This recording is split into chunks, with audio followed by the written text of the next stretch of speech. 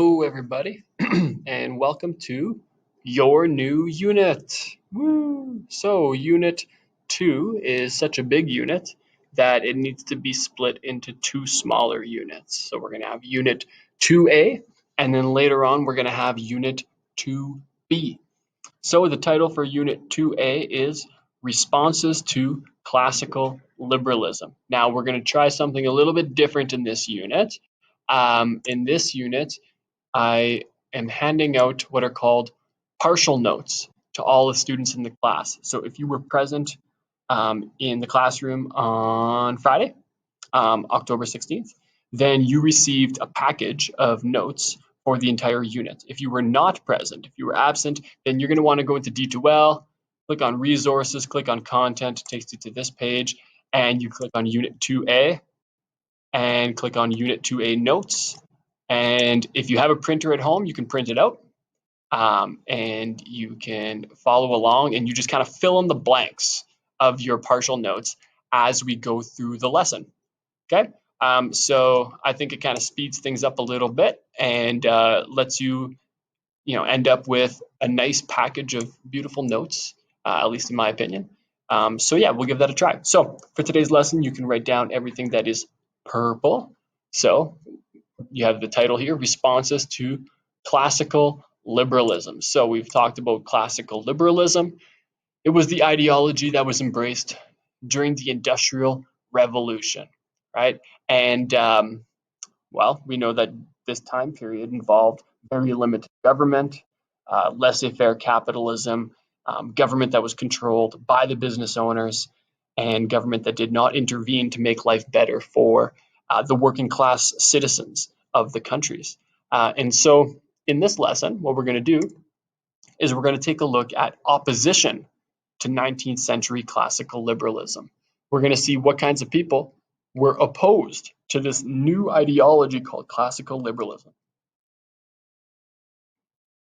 So let's find out who they were. But first, you must learn about the new spectrum. So this is called the desire for change spectrum. So in your notes, you're going to see that there is this spectrum right here. It goes from radical to reactionary. Please label this spectrum and call it the desire for change spectrum. So in the middle of the spectrum, we have moderates. Moderates, these are people who are open to changes if those changes are necessary. So they could kind of go either way. They're willing to be convinced, right? And then we have liberals. Liberals are also known as progressives. And liberals are, the word liberal has a different meaning in this context than it does when we're talking about ideologies. In this context, a liberal is simply a person who wants some change and they're interested in progress and they want to accomplish this change or this progress in a legal way through the institutions that already exist in society. They're not trying to fundamentally reshape society in a new way. Instead, they just want to make society better, in their opinion, with small, gradual changes over time. And then we have conservatives. Well, what do they want? They want to keep the status quo. They don't want change. They want to conserve society the way it is right now and not make it different. They want to keep things how they are in that moment.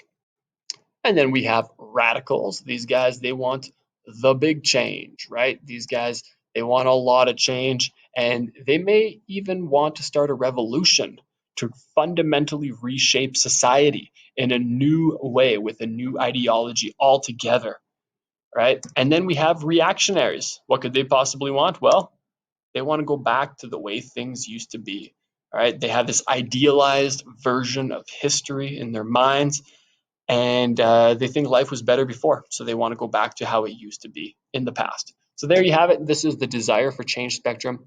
Over here on this end, we have people who want lots of change, all the way to people here who want to go back to the way things used to be. So let's talk about 19th century classical liberalism. So if we're talking about 19th century, we are talking about the 1800s. So what was the status quo in the 1800s? Well, There was classical liberalism, laissez-faire capitalism, limited government, economic freedom, competition. There were no labor unions. There was very limited democracy. There was no employment insurance, no old age pensions, no universal health care, so no social safety net that was provided by the government. That's what life was like at that time. So let's find out who was opposed to this society that people were living in at the time. Let's start with the Luddites. Well, in the early 1800s, the Luddites protested the use of machines to create fabrics and clothing. So society had just changed a lot. Before the Industrial Revolution, people didn't use machines to create textiles. Instead, they did it by hand. And the people who used to do it by hand, they were replaced by machines. And those people, they lost their jobs. And some of them became Luddites, where they protested these new machines that were replacing them and making way more stuff much faster and much cheaper. This isn't fair. We want to go back to the good old days when we used to make things by hand. We did a better job too, right? And so these were the skilled workers who were losing their jobs, and they used to break into the factories in the middle of the night and destroy the machines that replaced them. Okay, so between 1812 and 1816, the Luddites broke into factories to destroy machinery. And where would you place them on the desire for change spectrum? Do they want change and lots of change? Do they just want a little bit of change? Are they just kind of open to change if necessary? Do they want to keep things the way they are right now? Or do they want to go back to the way things used to be in the past? Well, the Luddites were reactionary. They wanted to go back to the way things used to be. Next person who opposed classical liberalism would be Edmund Burke. So this guy was from Ireland, and let's learn about him. During his lifetime, the French Revolution happened. During his lifetime, the American Revolution happened as well, and he was strongly opposed to these revolutions, although he spoke more about the French Revolution. And he was very much opposed to the creation of a new republic, new democracy. Right? He said about the French revolutionaries, he said, "You may have subverted monarchy, but you have not recovered freedom." Right? So he was part of a movement called classical conservatism. And this movement believed that established institutions run by the educated people of society were necessary to control the irrational passions of the uneducated masses. So they believed certain things. They believe that, first of all, not everybody is equal. There are differences between different groups of people. So some social classes are better than others, according to classical conservatives.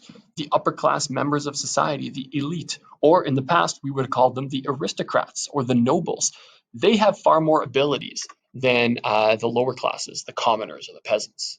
And so society should have hierarchy, right? That's just a natural order of things. And the upper classes should have privileges because they deserve it, because they are naturally and biologically superior to the people who are in the lower classes, like the third estate. And the classical conservatives, they preached a return to feudalism. Let's go back to that pyramid of power where some people had privileges and others didn't. So the classical conservatives, seeing as they wanted to go back to the good old days of feudalism, where some people had privileges and others didn't, we'd call them reactionary. Next, we have the Chartists. So let's see what they wanted. First of all, they were a working class movement, which means that they were people who were working in the factories of the Industrial Revolution. Yeah, so they were not owners of any businesses, they were the workers in those businesses. And this was a movement in Britain that focused on political and social reform. So reform means change. So they wanted change. And so here they are bringing their charter to Parliament. Parliament is a place, of course, where decisions are made, right? That's where the members of government meet to write laws for the country. And so the Chartists wanted certain changes to happen, and they wrote about their changes in their charter. Okay, so they had the People's Charter of 1838, and the Chartists outlined 6 goals in that list. Number 1, universal suffrage for all men over the age of 21, which means everybody should be allowed to vote if you are a man. Sorry, ladies, it was still the 1800s. And so when they're talking about universal suffrage, they're talking about universal male suffrage. Also, equal-sized electoral districts. So every country that has a democracy, well, I shouldn't say that. Most countries who have a democracy, they divide their country into electoral districts. So different ridings, as they're called. And so these are different parts of the country where each part of the country elects one person to represent them in parliament. And the Chartists wanted each of those districts or each of those ridings to be about the same size to make it fair. They also wanted to be allowed to vote by secret ballot because they didn't want to have to vote publicly and let people know who they are supporting in government. They wanted to be able to do it privately, where they could not be intimidated by people who are trying to influence them to vote a certain way. They also wanted to get rid of the property qualifications for Parliament, which means they wanted people to be able to run for Parliament and run for government, even though they don't own property, even though they don't own land. And that would allow the working class people, right, the more poor members of society, to also participate in government.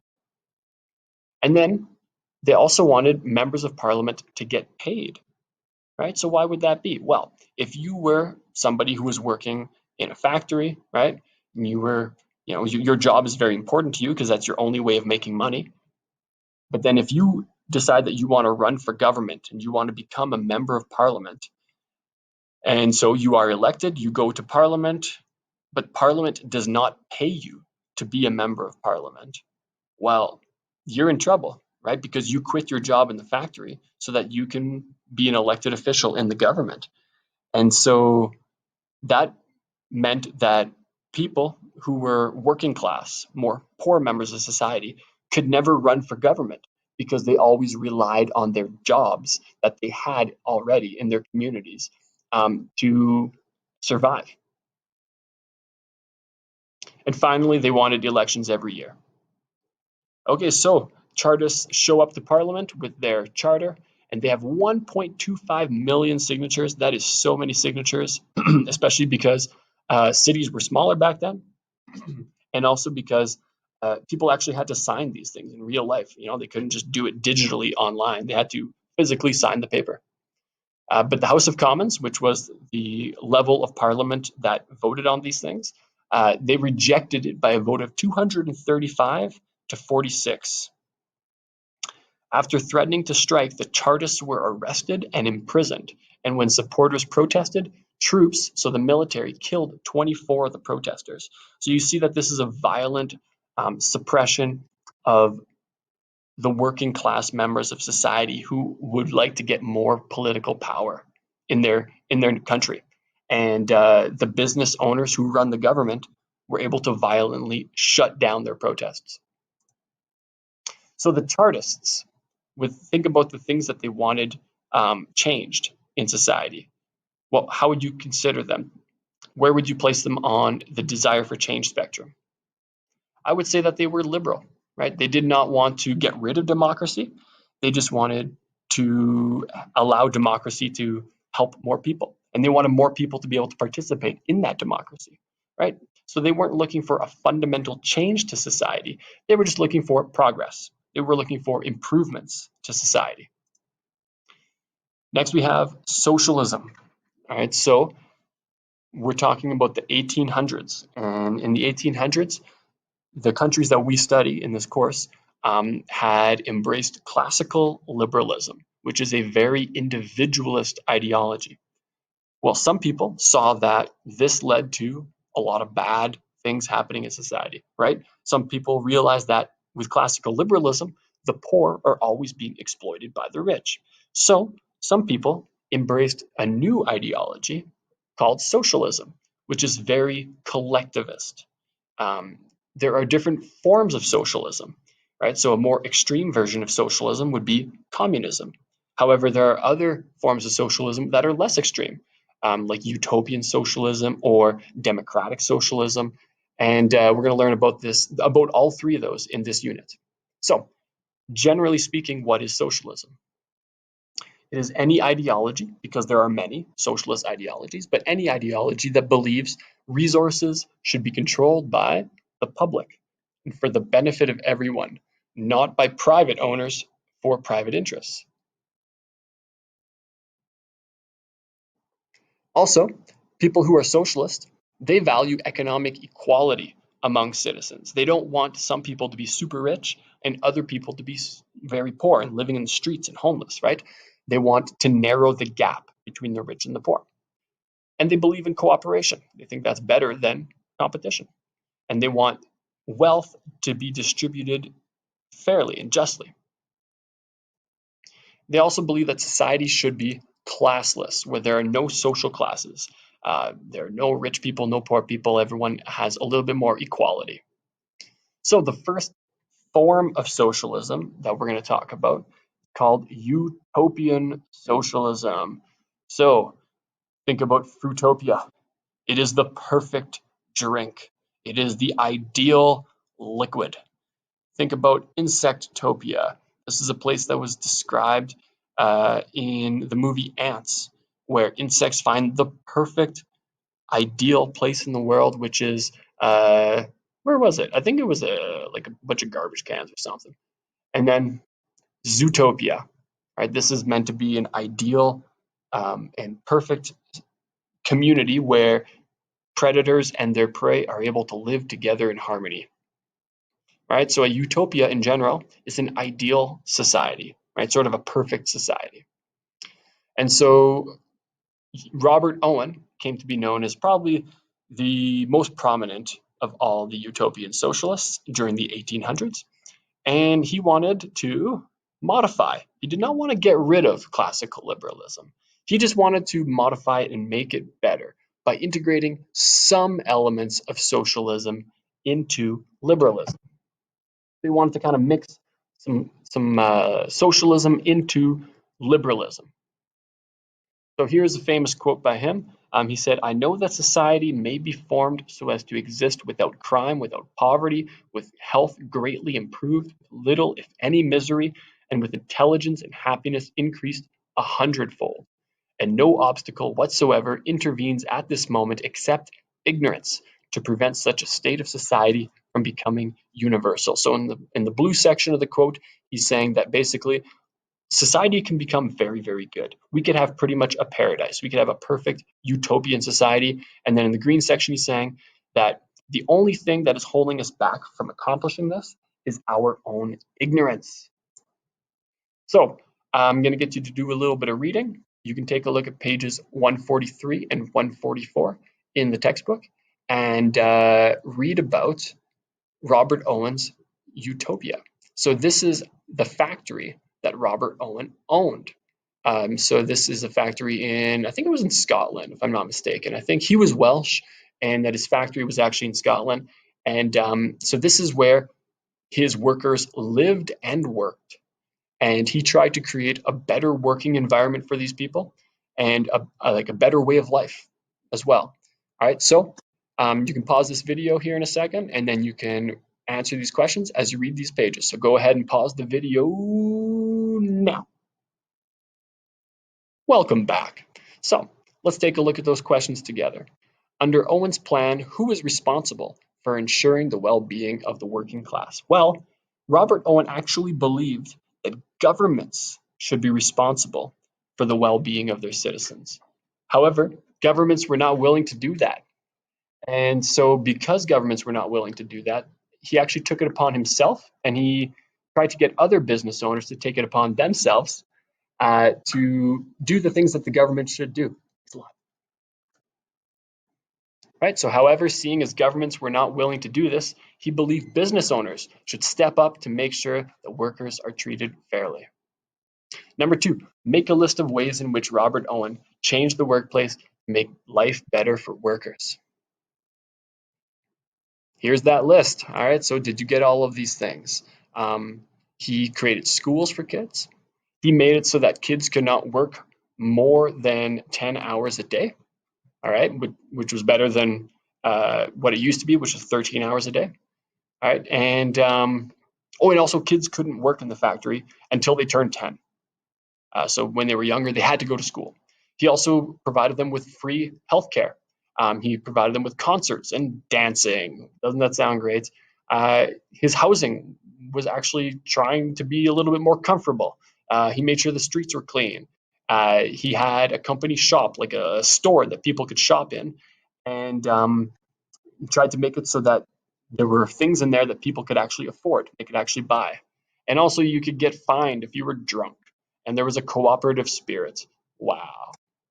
And then what changes did Owen try to have the government implement? Well, he tried to get an 8-hour workday, right? Which is what we expect of most employers nowadays, right? So he was very much ahead of his time. He was trying to get the government to do those things. All right. So where would you place him on the desire for change spectrum?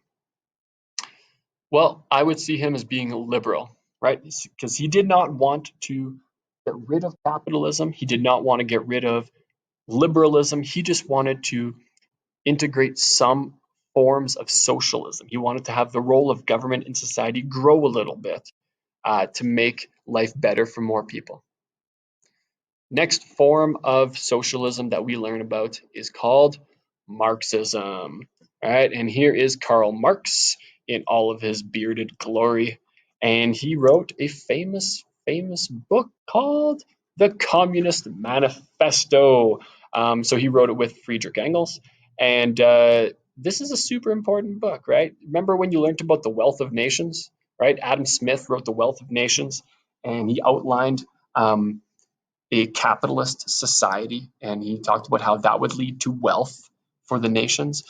The Communist Manifesto is on the opposite end of the spectrum, right? The Wealth of Nations by Adam Smith is way over on the extreme right, the individualist side of the spectrum.